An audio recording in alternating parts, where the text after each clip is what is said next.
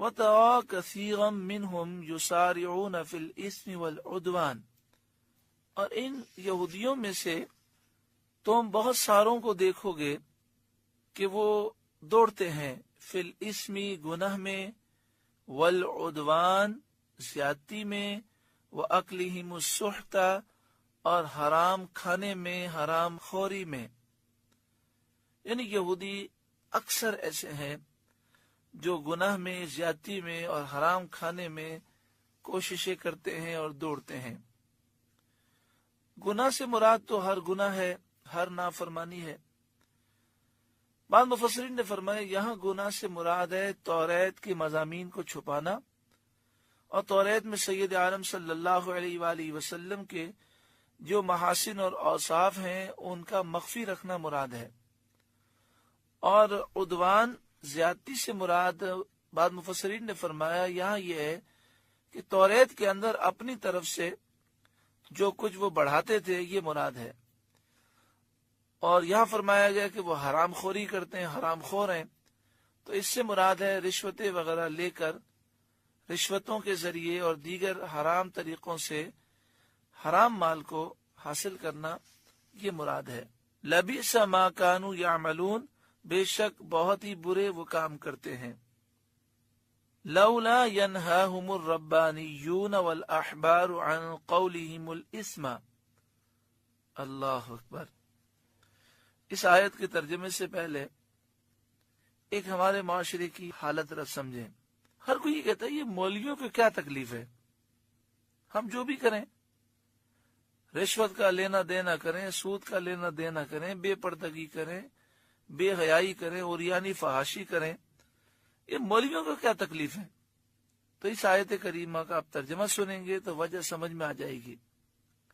یہودی اور عیسائی علماء نے اپنی قوم کو گناہ سے نہیں روکا، اللہ تعالیٰ اس کی مذمت فرماتا ہے۔ نبی اکرم صلی اللہ علیہ وآلہ وسلم نے فرمایا میری امت کے علماء پر لازم ہے کہ وہ برائی سے روکیں، تو یہ علماء کی ڈیوٹی رسول اللہ صلی اللہ علیہ وآلہ وسلم نے لگائی ہے۔ تو جو اہل حق ہیں وہ حق بات کہتے ہیں اور برائی کے خلاف آواز بلند کرتے ہیں۔ جن کو تکلیف ہوتی ہے تو ان کے لیے ہم دعا کرتے ہیں اللہ انہیں ہدایت نصیب فرمائے، یہ تو علماء حق کی ڈیوٹی ہے۔ لولا ینہاہم الربانیون والاحبار عن قولہم الاسم وَأَكْلِهِمُ السُّحْتَ، انہیں کیوں نہیں منع کرتے ان کے پادری اور راہب گناہ کی بات کہنے سے اور حرام کھانے سے؟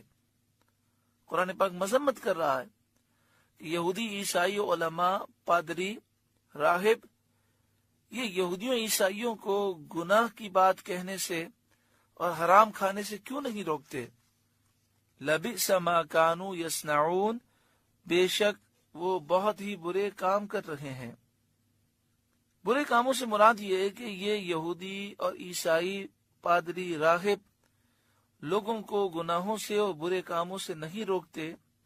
اعلی حضرت امام اہل سنت امام احمد رضا علیہ رحمہ کے خلیفہ صدر الافاضل مولانا نعیم الدین مراد آبادی علیہ رحمہ تفسیر خزائن العرفان میں لکھتے ہیں مسئلہ، اس سے معلوم ہوا کہ علماء پر نصیحت اور بدی سے روکنا واجب ہے، اور جو شخص بری بات سے منع کرنے کو ترک کرے اور نہیں منکر سے باز رہے، یعنی جو لوگوں کو بری بات سے روکنا چھوڑ دے، وہ بمنزلہ مرتکب گناہ کے ہے، یعنی وہ بھی گناہ کرنے والے کی طرح ہے۔ اللہ تعالی ہر ایک کو عقل سلیم عطا فرمائے۔ وقالت اليہود ید اللہ مغلولہ، اور یہودی بولے اللہ کا ہاتھ بندھا ہوا ہے، یعنی معاذ اللہ انہوں نے کہا کہ اللہ بخیل ہے، استغفر اللہ۔ شان نزول اس کا یہ ہے کہ حضرت عبداللہ بن عباس رضی اللہ تعالی عنہما نے فرمایا کہ یہودی بہت خوشحال تھے اور بہت زیادہ دولت مند تھے۔ جب انہوں نے سید عالم صلی اللہ علیہ وآلہ وسلم کی تکذیب کی، مخالفت کی، تو ان کی روزی کم ہو گئی۔ اب یہاں پر ایک نقطہ سمجھیں کہ حضور کی آمد سے پہلے یہودی حضور کا ذکر کرتے تھے، اور ہر یہودی مرنے سے پہلے جب وصیت کرتا تو اپنے بچوں کو یہ وصیت کر کے مرتا کہ اس کھجوروں والی بستی میں ان قریب نبی آخر الزماں ہجرت کر کے تشریف لائیں گے، تمہیں ان کا ساتھ دینا ہے اور ان پر اپنی جان نچھاور کرنی ہے۔ یہودیوں کی ہر محفل میں حضور کے اوصاف بیان ہوتے، آپ کی شان و عظمت کا ذکر ہوتا، تو اللہ تعالیٰ نے ان کو بہت روزی عطا فرمائی۔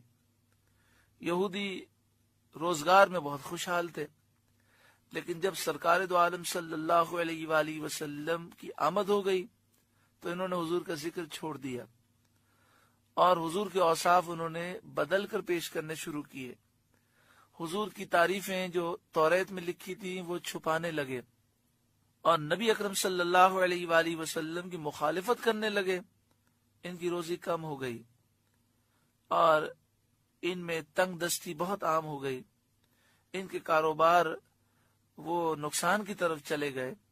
اس وقت فخاص یہودی نے کہا کہ اللہ کا ہاتھ بندھا ہے، یعنی معاذ اللہ وہ رزق دینے اور خرچ کرنے میں بخل کرتا ہے۔ اب یہ بات تو فخاص یہودی نے کہی تھی، لیکن یہاں سب کی مذمت کی گئی۔ اس کی وجہ یہ ہے کہ کسی یہودی نے اس کو اس بات سے منع نہیں کیا، بلکہ سب اس پر راضی رہے۔ تو یہ بات یاد رکھیں کہ جو گناہ سے نہ روکے اور گناہ پر راضی ہو جائے تو وہ بھی گناہ میں شریک ہوتا ہے۔